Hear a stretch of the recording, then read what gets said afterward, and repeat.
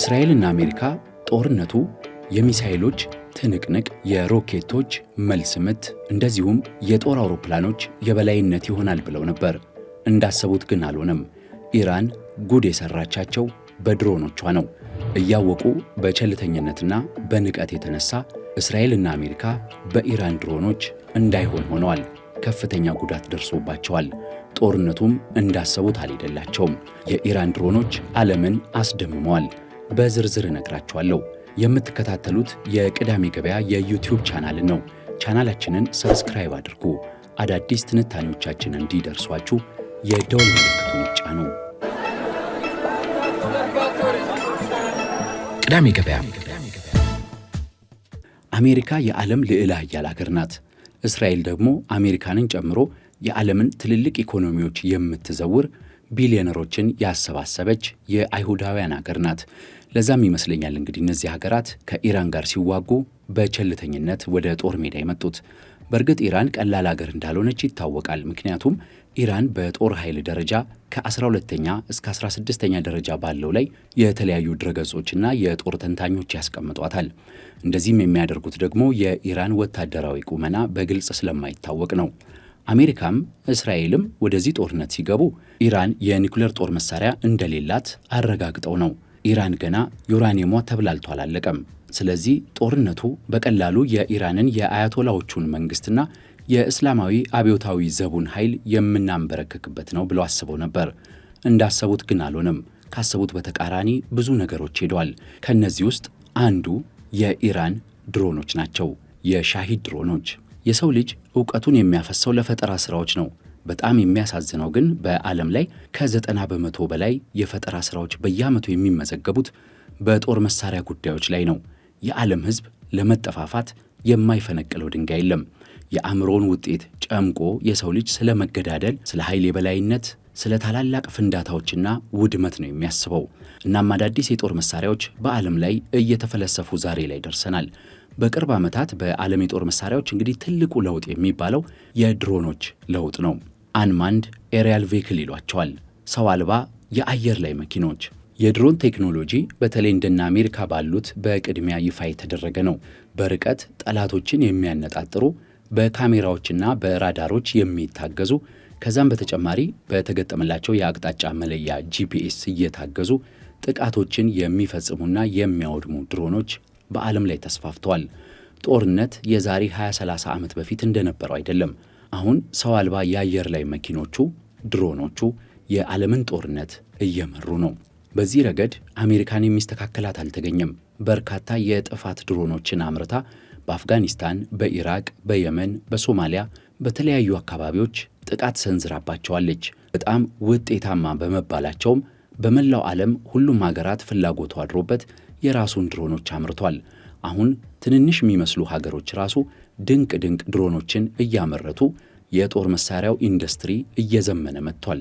በተለያየ ጊዜ አዳዲስ ድሮኖች በሩሲያ፣ በቻይና፣ በቱርክ በተለያዩ ሀገራት ቢመረቱም አሜሪካና እስራኤል ከኛ የተሻለ የፈጠራ ባለሙያ የለም በሚል የእነሱ ድሮኖች የላቁ የበቁና የመጠቁ እንደሆነ ሲያስቡ ቆይተዋል። አሁን ግን ያ ነገር መቀየሩ ይፋ ሆኗል። አሁን ግን አልነበረም። ዓመታት በፊት ነው ይሄ ነገር የሆነው። የአሜሪካና የእስራኤል መዘናጋት ነው የሚገርመው። ይህ መዘናጋት ምናልባትም ማን ይደርስብኛል ከኔ የተሻለ የለም በሚልም መመካት ይሆናል። እናም አሜሪካና እስራኤል በኢራኑ ዘመቻ በድሮኖች ጉድ ተሰርተዋል።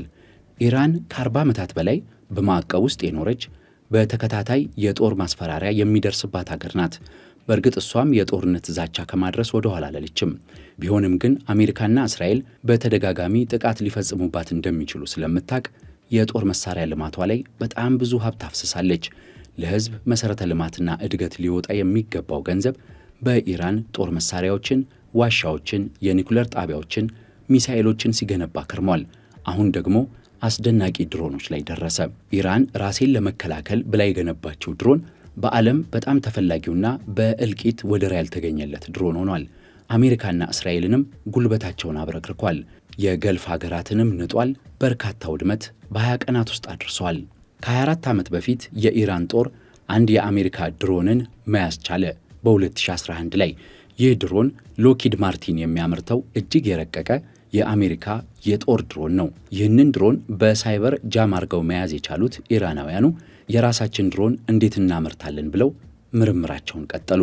በዚህ ምርምር እንደ አሜሪካው የረቀቀ በጣም ግዙፍ በርካታ ሚሳኤሎችን የሚጭን ድሮን አይደለም ያመረቱት፣ አጥፍቶ ጠፊ ድሮን ያመረቱት። አንዴ ተተኩሶ በዛው ፈንድቶ ከፍተኛ ኪሳራና ጉዳት አድርሶ እዛው የሚቀር ድሮን። ይህ ድሮን ሻሂድ ይሰኛል። በርካታ ሞዴሎች ወጥተዋል። አሁን በጣም ዝነኛ የሆነው ሻሂድ 136 ነው። በነገራችን ላይ ሻሂድ ማለት በአረብኛ ሰማዕት ማለት ነው። እናም ድሮኑ ለሀገሩና ለሕዝቡ ብቻ ሳይሆን ራሱም መስዋዕት ሆኖ በሄደበት ፈንድቶ የሚቀር ነው፣ አይመለስም። አጥፍቶ ጠፊ ድሮን የሚባለው ለዚህ ነው። ሻሂድ 136 የእስራኤል ጋዜጦች እየመረራቸው የዋጡት ሐቅ አለ። የኔታንያሁን መንግስትም አምርረው የተቹባቸው ተከታታይ ጽሑፎች በቅርቡ ወጥተዋል። የእስራኤል መንግስት ለጦርነቱ በደንብ አልተዘጋጀም፣ በደንብ አላቀደም እያሉ እየወቀሱት ነው። በተለይም የእስራኤል መንግስት ጦርነቱን ታሳቢ ያደረገው በባለስቲክ ሚሳኤል፣ በሮኬቶችና በጦር አውሮፕላኖች ዙሪያ ብቻ ነበር ብለው ክፉኛ እየተቹት ነው። ጋዜጦቹ ያልታሰበው ድሮን መጣ ሲሉ ጽፈዋል።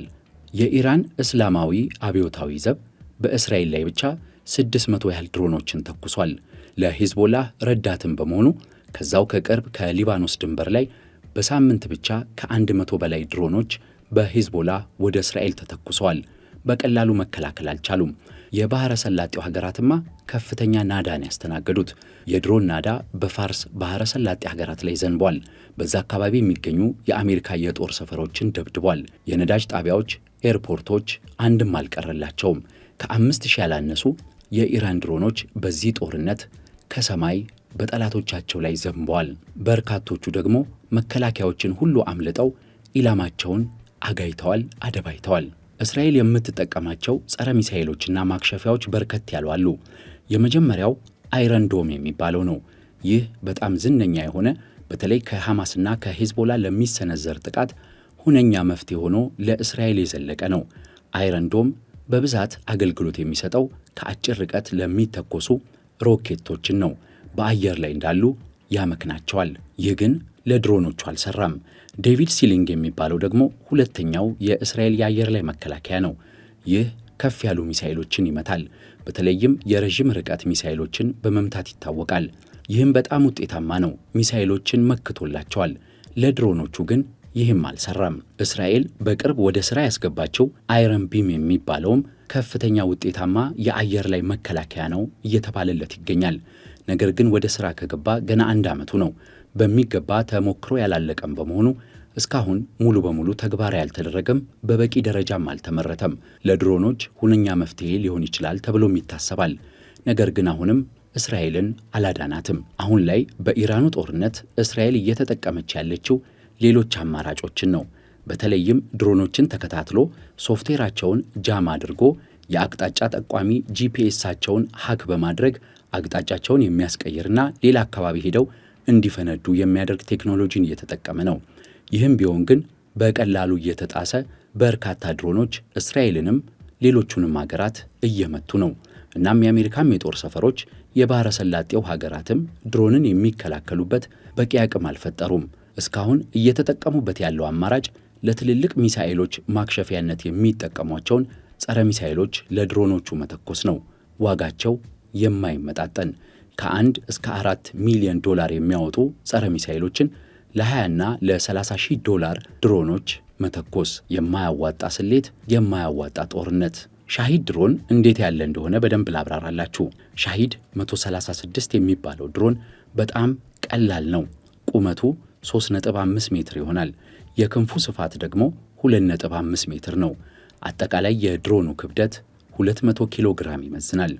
ከዚህ ውስጥ የሚፈነዳው ቦምብ ከ50 እስከ 90 ኪሎ ግራም ድረስ መሆን ይችላል። ሻሂድ 136 በተለይ በሩሲያ ተሻሽሎ ጌራን 2 ተብሎ ተሰርቷል። እናም በሰዓት 185 ኪሎ ሜትር እየተምዘገዘገ 2500 ኪሎ ሜትር ርቀት ተጉዞ ኢላማውን መምታት የሚያስችል ነው። ድሮኑ ለመነሳት የሮኬት አይነት መወንጨፊያ ይጠቀማል። እላዩ ላይ ደግሞ የተገጠመለት የጂፒኤስ ቴክኖሎጂ አለ። እናም የተሰጠውን አቅጣጫ ተከትሎ የታሰበለትን ኢላማ እንዲመታ ተደርጎ ተሰርቷል።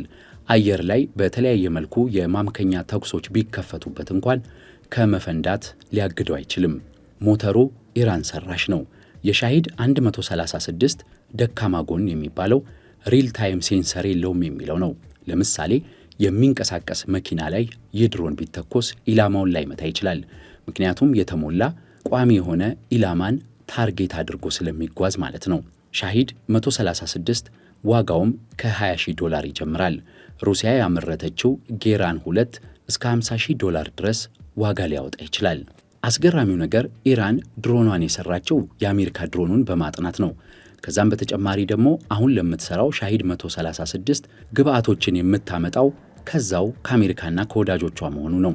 የሻሂድ ድሮን ግብአቶች ከአሜሪካ፣ ከስዊዘርላንድ፣ ከጃፓን፣ ከካናዳና ከአውሮፓ ሀገራት በሚመጡ ዕቃዎች የሚገጣጠም ነው። እነዚህ ዕቃዎች ማዕቀብ ያልተጣለባቸው ናቸው።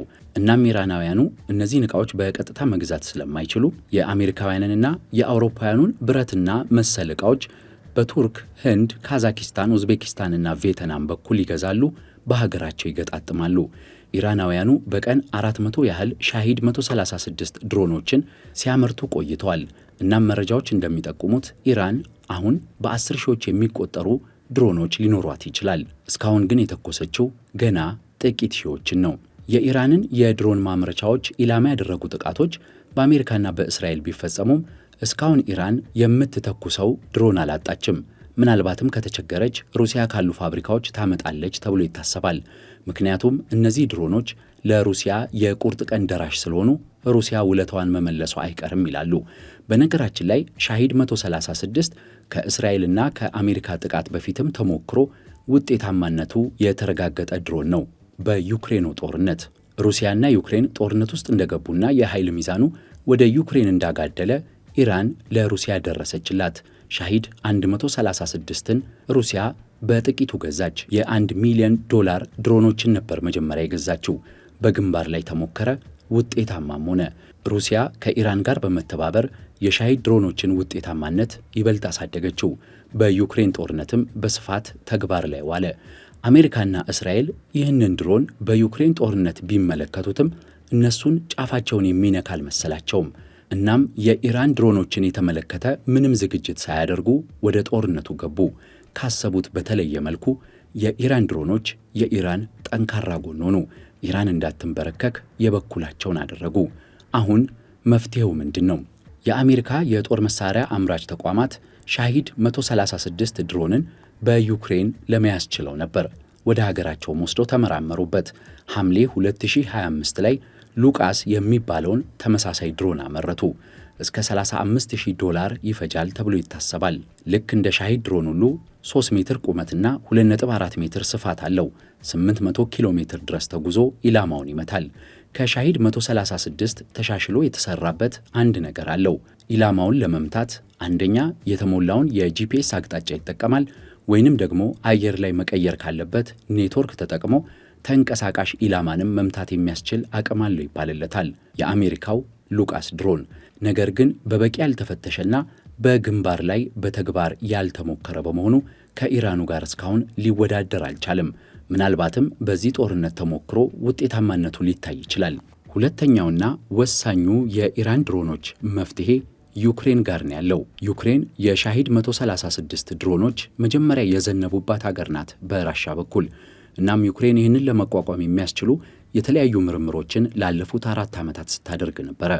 በተግባር የተፈተነ ልምድን በማካበቷ አሁን በገልፉ ጦርነት ዩክሬን ለአረቡ ሀገራት ድጋፍ ስታደርግ ነበር። ሳውዲ አረቢያ፣ የተባበሩት አረብ ኤምሬት፣ ኩዌት፣ ኳታርና ዮርዳኖስ የዩክሬንን ቴክኖሎጂ ገዝተዋል። ቴክኖሎጂው የሚሰራው እንደዚህ ነው። ዩክሬን ተደራራቢ መከላከያ መገንባት ትለዋለች ስልቱን። የመጀመሪያው ድርብርብ የጠለፋ ስልትን ይዘረጋል። እናም የኢራንን ድሮኖች ጃም ያደርጋል፣ አቅጣጫቸውን ያስታል። በመጀመሪያ ደረጃ የድሮኖቹን ድምፅ ከርቀት ይለያል። ያሉበትንም አቅጣጫ በማወቅ የሚጠልፍበትና ጃም የሚያደርግበትን ፍሪኩዌንሲዎች ይጠቀማል። ዩክሬን በዚህ ስልት 70% ውጤታማ መሆኗን ትናገራለች። እናም አሁን በእነዚህ የአረብ ሀገራት 201 ባለሙያዎች ተሰማርተው የኢራንን ድሮን እያመከኑላቸው ቆይተዋል። እስራኤል አሁን ፍላጎት አሳይታ ለዩክሬን የድረሽልኝ ጥሪ አቅርባለች። ዩክሬን በጦርነት ውስጥ እያለችና በደካማ አቅሟ የሰራችው በመሆኑ ምናልባት እስራኤልና አሜሪካ አብረዋት ቢሰሩ ይህ የሻሂድ 136 ድሮን መከላከያ ስልት የበለጠ ውጤታማ ሊሆን ይችላል። አሁንም ግን 70% ሳውዲ አረቢያን፣ ኤምሬትን፣ ኩዌትን፣ ኳታርና ጆርዳንን ያዳናቸው የዩክሬኑ መፍትሄ ነው። በዚህ ጦርነት ብዙ ነገሮችን ያየ ነው። የጦርነት ቴክኖሎጂው እየረቀቀ ሄዷል። በዛው ልክ ደግሞ ራስን ለመከላከል ርካሽ ቴክኖሎጂዎች ተግባር ላይ ሲውሉም ታዝበናል። የኢራን አይበገሪነት ሚስጥር ኒኩለር አልሆነም ወይንም አስደናቂ ሚሳኤሎች አልሆኑም። የኢራን የአይበገሪነት ሚስጥር በጣም ርካሾቹ፣ ትንሾቹ፣ አጥፍቶ ጠፊዎቹ ድሮኖች ናቸው። ሰማዕቱ ሻሂድ 136። የቅዳሜ ገበያን የዩቲዩብ ቻናል የተከታተላችሁት፣ ቻናላችንን ሰብስክራይብ አድርጉ። አዳዲስ ትንታኔዎች እንዲደርሷችሁ የደወል ምልክቱን ይጫኑ። ቅዳሜ ገበያ